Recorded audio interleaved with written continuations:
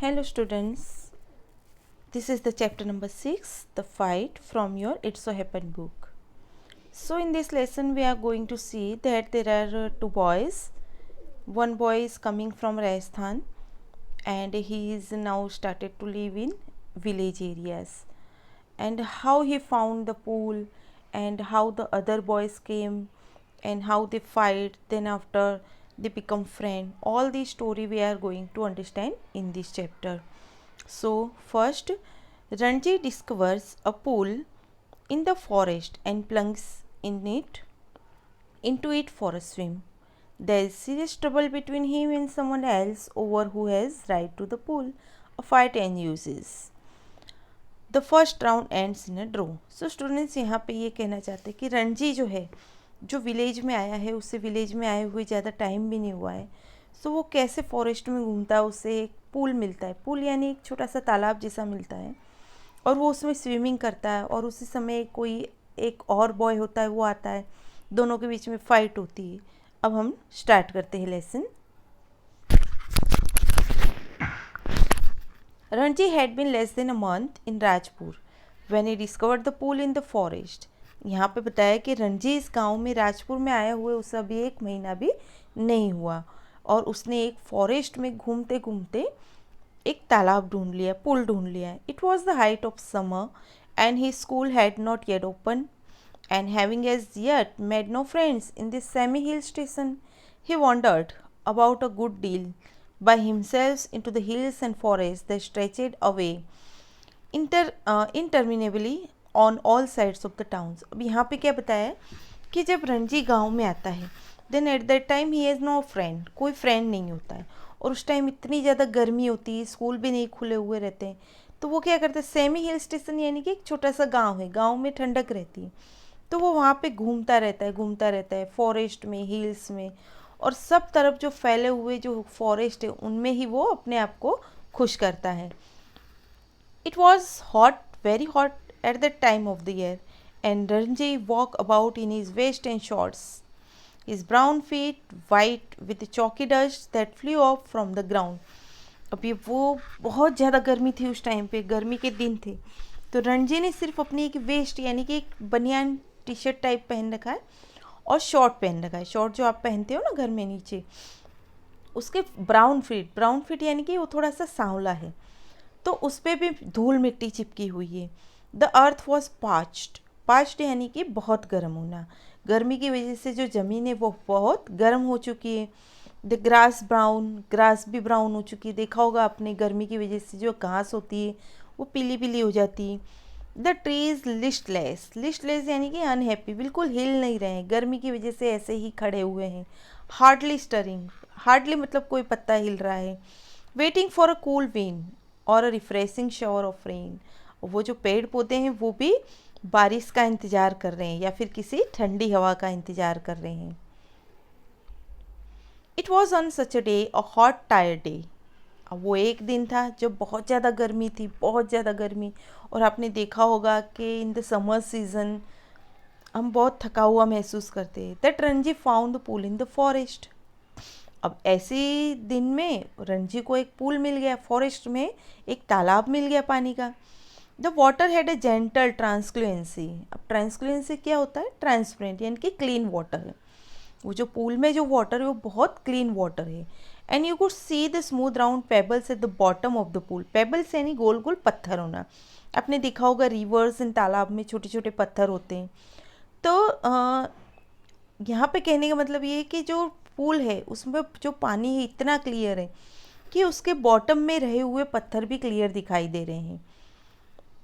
A small stream emerge from a cluster of rocks to feed the pool. एक छोटा सा झरना है, पत्थरों के बीच से निकल रहा है और उसकी वजह से उस पूल में पानी आता है. During the monsoon this stream would be a glazing torrent cascading down from the hills, but during the summer it was barely a trickle. अब यहाँ पे बताया कि जब मानसून सीज़न होती है, जब वो स्ट्रीम में बहुत सारा पानी आता है, तो वो पानी जो होता है इस पूल में आ जाता है और पूल भी पानी से भर जाता है. लेकिन समर सीज़न में क्या होता है कि बहुत कम पानी रह जाता है. The rocks, however, held the water in the pool and it did not dry up like the pools in the plains. अब यहाँ पे बताया कि पत्थरों की वजह से, पूल में आसपास पत्थरों की वजह से पानी भरा हुआ है, वो अभी सूखा हुआ नहीं है। अगर कोई प्लेन एरिया होता है तो हो सकता है कि वहाँ का पानी सूख जाता। When Ranji saw the pool, he did not hesitate to get into it. Hesitate यानी हिचकिचाना। जब रणजी ने वो पूल देखा ना तो उसके अंदर जाने में बिल्कुल भी घबराया नहीं, हिचकिचाया नहीं। He had often gone swimming alone or with friends when he had lived with his parents in a thirsty town in the middle of the Rajputana desert। अब देखो ये बता रहे हैं कि जब वो राजपूताना डेजर्ट में रहता था तो वहाँ पे वो कई बार स्विमिंग के लिए जाया करता था। There he had known only sticky muddy pools where buffaloes wallowed and women washed clothes। अब यहाँ पे इसने बताया कि जो राजपूताना डेजर्ट है वहाँ जो तालाब हुआ करते थे वो स्टिकी होते थे, मडी, गंदे होते थे, कि जहाँ पे बफेलोज जो होती थी वो अंदर बैठी रहती थी या फिर विमेंस होती थी वो कपड़े धोती थी। He had never seen a pool like this, so clean and cold and inviting. उसने जो अभी उसे फॉरेस्ट में पूल मिला है ऐसा क्लीन पूल कहीं भी नहीं देखा था, है ना। ही लिप्ड इनटू द वाटर, वो कुछ भी सोचे बिना पानी में चला गया। His limbs were supple, free of any fat, and his dark body glistened in patches of sunlit water। अब यहाँ पे क्या है, जब वो पानी में गया है ना तो उसके लिम्स जो होते हैं, हाथ पैर जो हैं बहुत ज़्यादा पतले हैं और फ्लेक्सिबल है, मतलब कि मोटा नहीं है, फैट नहीं है उसकी बॉडी पे, और थोड़ा सा सांवला है। तो ये बॉडी जब वो पानी में जाता है तो सनलाइट की वजह से, वाटर के ऊपर जो सनलाइट आ रही है उसकी वजह से उसकी बॉडी भी चमकती है। आपने देखा होगा कई बार कि पानी के ऊपर जब सनलाइट आती है तो किसी शाइनिंग होती है। The next day he came again to quench his body in the pool waters of the forest pool. अब यहाँ पे क्वेंच का मीनिंग होता है कूल, वैसे क्वेंच का मीनिंग होता है थर्स्ट, प्यास बुझाना। बट यहाँ पे अगले दिन वापस से रणजी ने क्या किया, उस पूल में आया, क्योंकि उसे लास्ट डे भी बहुत मज़ा आया था। He was there for almost an hour, sliding in and out of the limpid green water or lying stretched out on the smooth yellow rocks in the shade of broad-leaved salties। अब वो क्या किया, वो आया और कम से कम घंटा, आधा घंटा तक उसने स्लाइडिंग की, कभी पानी में जाता, कभी पानी से बाहर आता, या फिर देखो यहाँ पे देखा है ना ये कैसे रॉक के ऊपर लेटा हुआ है, ऐसे लेट जाता। दैट मीन्स ही एन्जॉय, उसको बहुत मज़ा आ रहा था। It was while he lay thus that he noticed another boy standing a little distance away, staring at him in a rather hostile manner। अब जैसे ये अपना काम कर रहा था, एंजॉय कर रहा था अपना, तो उस टाइम पे उसने देखा कि दूर एक लड़का खड़ा हुआ है, बॉय खड़ा हुआ है। एंड स्टेरिंग, स्टेरिंग यानी घूरना, वो रणजी की तरफ घूर रहा है, मानो वो उसका दुश्मन है। हॉस्टाइल मैनर यानी in enmity manner. The other boy was a little older than Ranji. अब जो दूसरा जो बॉय है वो रणजी से थोड़ा सा बड़ा है। Taller, thickest with a broad nose and thick red lips, लंबा भी है, मोटा भी है, और मतलब कि रणजी से ज़्यादा वो थोड़ा सा स्मार्ट है। He had only just noticed Ranji, and when Ranji did not say anything, the other called out, "What are you doing here, mister?" अब रणजी ने तो उसे देखा लेकिन उसे नोटिस नहीं किया, उसने सोचा होगा कोई है, लेकिन फिर उससे वो अदर बॉय ने फिर बोला, what are you doing here, कि तुम यहाँ क्या कर रहे हो। Ranji, who was prepared to be friendly, was taken aback at the hostility of the other tone। taken aback यानी कि सरप्राइज हो जाना। तो रणजी जो कि एक फ्रेंडली मैनर में बैठा होता, उसे ये था कि जो भी है फ्रेंड से, लेकिन जब उसने उसकी जो आवाज़ सुनी, हॉस्टिलिटी, उसका जो मैनर सुना जिसमें एक दुश्मनी का भाव था, वो सुन के वो रणजी जो है वो सरप्राइज हो गया। I am swimming, he replied, why don't you join me. अब रणजी ने कहा, मैं तो तैर रहा हूँ, तुम भी मुझे ज्वाइन करो। I always swim alone, said the other, this is my pool, I did not invite you here. और वो गुस्से में बोलता है जो अदर बॉय है, मैं हमेशा अकेला तैरता हूँ और ये मेरा पूल है, मैं तुम्हें यहाँ इन्वाइट नहीं कर रहा हूँ, तुम क्यों आए हो यहाँ। The stranger strode up to Ranji. Strode up यानी कि उसकी तरफ बढ़ना। स्ट्रेंजर बॉय जो था ना वो रणजी की तरफ आगे बढ़ा। Who still sat on the rock and planting is broad feet formally on the sand.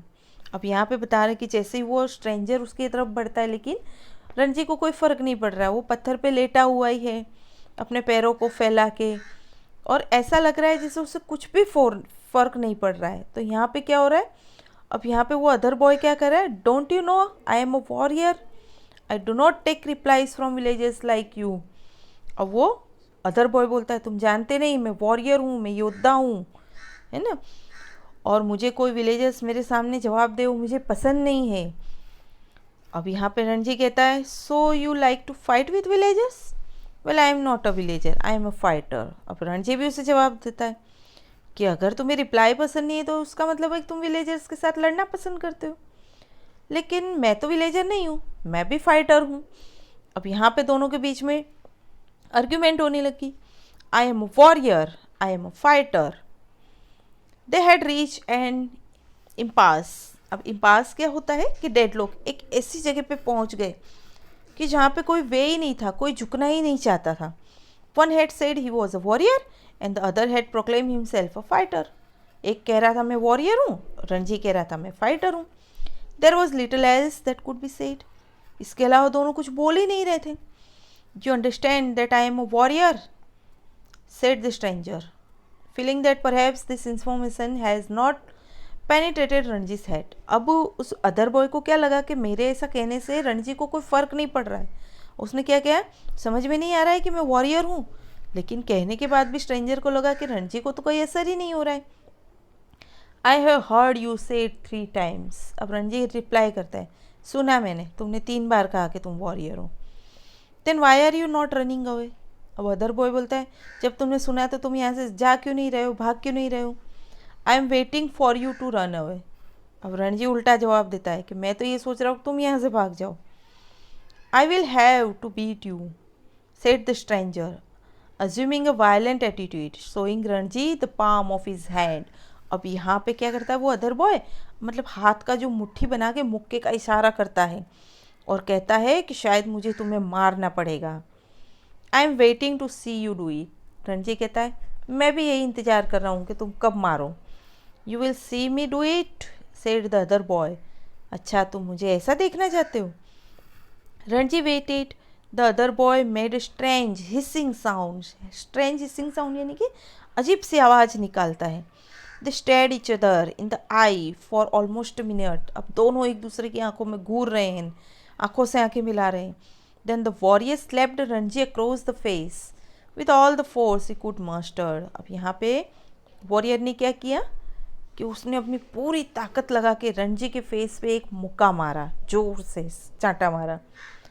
Ranji staggered, staggered यानी कि फेल्ट वीक, फीलिंग क्वाइट डिजी। रणजी को एकदम से चक्कर आ गए, इतनी जोर से उसने मारा। There were thick red finger marks on his cheek. और रणजी के जो चेहरे हैं, जो गाल है, उसके ऊपर लाल उंगलियों के निशान छप गए। There you are, exclaim his assailant, will you be off now. अब यहाँ पे जब वो उसका दुश्मन है जो अदर स्ट्रेंजर है बोलता है तुम अभी भी नहीं भागोगे। For answer, Ranji swung his arm up and pushed a hard bony fist into the other face। अब यहाँ रणजी ने भी अपना हाथ घुमाया, उठाया और एक मुक्का उसके फेस पे मार दिया। And then they were at each other's throats, swaying on the rock, trembling onto the sand, rolling over and over, their legs and arms locked in a desperate violent struggle। अब यहाँ पे क्या हो रहा है, फिर दोनों ने एक दूसरे का गला पकड़ लिया, एक दूसरे को पकड़ लिया, बत्थम बत्ती कर ली, नीचे रिपटते जा रहे हैं, रोल होते जा रहे हैं, और ऐसा करते करते वो पानी तक में पहुंच गए थे। लिखा है ना यहाँ पे gasping and cursing, क्लोइंग and slapping, एक दूसरे को मारते जा रहे हैं। दे rolled into the cellos of the pool, और पानी के नज़दीक पहुंच गए, पानी के पूल के पानी में पहुंच गए। Even in the water the fight continued as spluttering and covered with mud. अब यहाँ पे क्या है कि पानी में भी दोनों एक दूसरे को बोलते जा रहे हैं, मारते जा रहे हैं। They grabbed for each other's head and throat, दोनों ने एक दूसरे का गला, सिर, सब कुछ पकड़ लिया।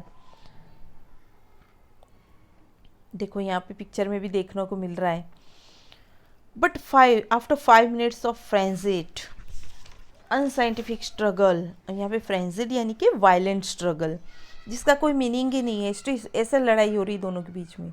Nether boy had emerge victorious, इतना लड़ाई किया दोनों ने, लेकिन दोनों से में कोई भी जीता नहीं है, दोनों ही एक दूसरे को मारने में लग रहे।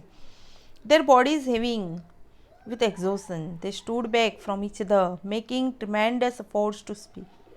दोनों इतना थक गए हैं, दोनों का शरीर इतना थक गया है कि दोनों एक दूसरे से दूर हुए और दूर जाके खड़े हो गए, और बोलने के लिए भी उनको ताकत लगानी पड़ रही, इतना ज़्यादा थक गए हैं।